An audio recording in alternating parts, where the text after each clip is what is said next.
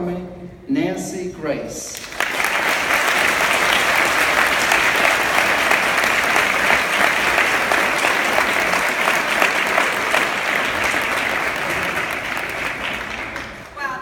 Introduction, right? But when I look, where is Miss Priscilla? Where, you know, when I look at you, I see a little girl, 12, 13 years old. That's what I see when I look at you. You have such a pure heart. You really blessed me today. Thank you.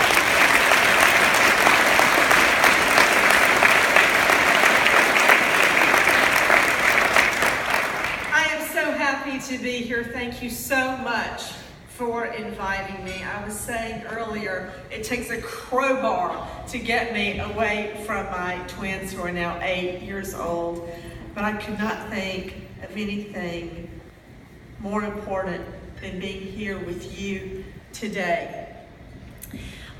You remind me of so many people that I grew up with where I call home, which is Macon, Georgia. And it is such a dichotomy compared to where I've lived for so long in the middle of Manhattan. I left Macon, Atlanta, by that time I was prosecuting, to move to New York to launch a show with the late Johnny Cochran, God rest his soul, and Cochran and Grace was born. And I remember I moved to New York with 2 boxes of clothes, chiffon, a curling iron, and $300. I thought, what could go wrong? Being here is a far cry from what I usually do, which is sit in a dark studio looking into a camera, where on the other end is a very angry lawyer, okay, very angry. So it's a far cry from being on The View or Larry King or arguing with Dan on Good Morning America. And it is a lovely change. So thank you. Thinking of New York, was in New York on September 11. And I remember at that moment, on the way to work, I splurged that day and took a cab, okay, instead of a bus. And we heard on the radio that a tower had been hit, and I thought it was an amateur pilot. I'm like, oh, I hope nobody has been killed. Then we heard another was hit, and I was trying to process how could that have happened. Then we heard the Pentagon was under attack, and the cab driver pulled over in Manhattan and got down and started praying to a bobblehead Mother Mary on the dash. I started praying too. I remember when I got out of the car, I got one cell phone call off before the cell towers went down, and that was to my mother. And I said, Mother, pray.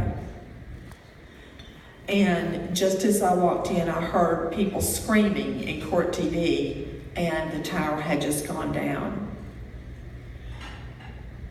You know, looking around at you, so many of you, and knowing that you're volunteering or you are donating or you're giving your time and your love, I think of what you can do. And that's what I want to talk to you about today, being a hero, specifically you being a hero. Because that time will come where you are called to go to the plate and hit a home run, swing and hit. That call could be as far away as, for instance, a dirt alley in Baghdad, Iraq. It could be those firefighters that choose to run up the stairs of the Trade Center to save other people instead of out to the fresh air. It could be the single call a family made when they saw a woman walking along in a burqa And they saved the life of Elizabeth Smart. Do you remember that? That girl kidnapped, brutalized, was walking along behind her kidnapper and nothing showed but her eyes. That one call. It could be that moment in your school, your workplace, your community, your own backyard, where something whispers in your ear to act. There's no doubt the call has come and will come. The only question is, will you answer the call?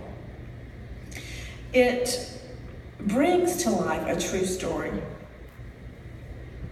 It was a very hot day in Middle Georgia. You could see the heat radiating up off red clay. And a little girl, 2, almost 3, sitting at the foot of a big pine tree with roots as big as your waist, seemingly that had been growing there all these years for this moment, as she sat there making mud pies, red out of the red dirt. And in the distance, say 40, 50 feet away, came a woman, face like a mask.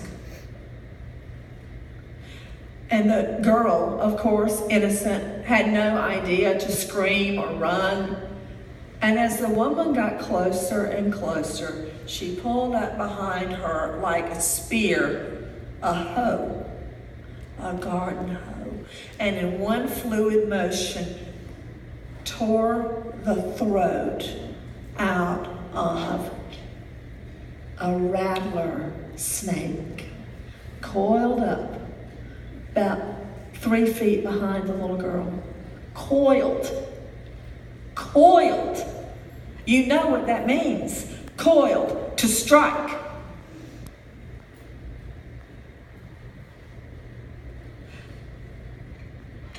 That woman, that day, risking her life for the child. In that moment, she went from being a payroll clerk and the church organist to being a hero. That woman, my mother, that baby, me. And I remember when she picked me up and started walking away, I was looking over and I could see huge, fat, writhing, stuck in the dirt by her hoe. She came that close between me and it. And I'll never forget that moment when she rose up and became a hero. I went from those hot but idyllic days, and I mean idyllic. We grew up in an area, rural, where we could ride a bike after school, and we'd only come home when we would hear the chimes in the little Methodist church steeple playing "God Will Take Care of You," "His Eye is on the Sparrow," "Rock of Ages." Then we would know to come home. We didn't know anything about violence or hatred. Frankly, we were all poor. I didn't know it. Unhappy. The only thing we knew about violence and hatred, once in a while we'd see it on the world news. We could only get one channel at CBS. And we'd see a little bit at dinner time, and it seemed so far away. It had nothing to do with me. I went to college to become an English Shakespearean literature professor and fell in love. I remember the first time I ever saw Keith Griffin. I was walking across campus with my books, and I saw him and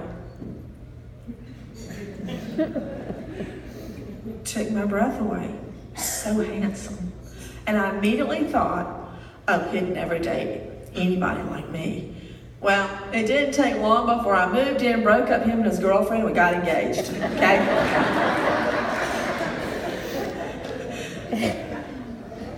We were so in love and planned our wedding. And just before our wedding, Keith was murdered.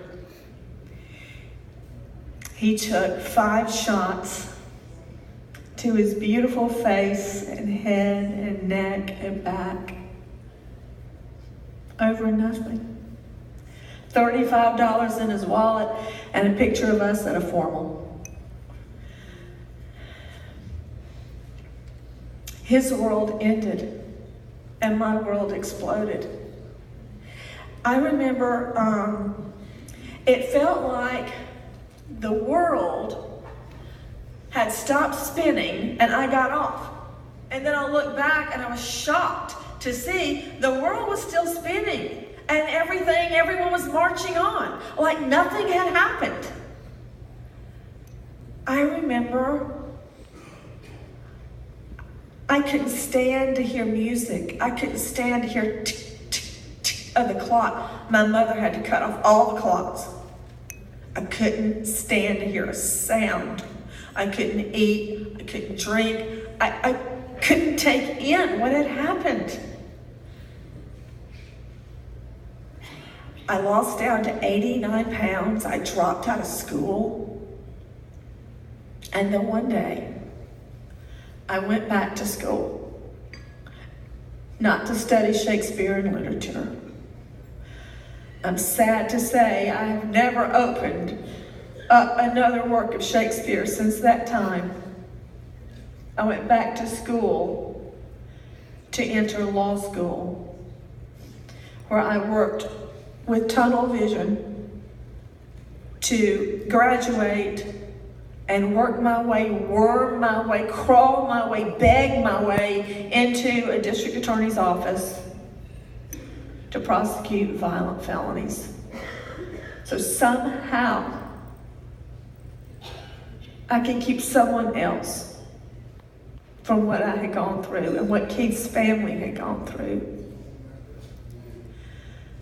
I was the person who sat on the back row in a room of 200 in law school and would never raise my hand. But I remember after I tried my first case, I felt like a bird out of a cage. I knew I could fly. I finally had a voice. And boy, did it come out. My first case, you prosecutors in here and police officers, the district attorney assigned to that courtroom left. He said, here's a case for you to try. I'm going on vacation with my wife, Arlene. See ya. I'm like, wow, he must really trust me because I've never even struck a jury. So I opened it up. It was a shoplifting at a Kmart. I'm like, well, that should be easy. Except the more I read, I found out the guy didn't steal anything. Okay, that's the problem. Okay, so I looked, and what happened, it was a little bitty guy, shorter than me. I'm 5'1.5". And he was very pale and pitiful and sickly looking. That does not help with a jury because they feel sorry for the person. I thought, why doesn't he just plead? No, he had a drug conviction in the past, so if he pled to anything, he'd get revoked and he'd go to jail. So we were going to trial. Well, this is what happened. The little guy goes into Kmart. He goes over and with a knife cuts off a CD player. I mean, is that how you shop? No. Then he stuck it down the front of his pants. Now, I'll let you hold that thought just a moment. And then he walked around. Of course, all the security guards are up there looking, laughing, watching him. Don't shoplift at Kmart. They can see you, okay? So he goes to the Oriental rug section of Kmart rolls it up, sticks the CD in the rug, and starts going back and forth, getting closer and closer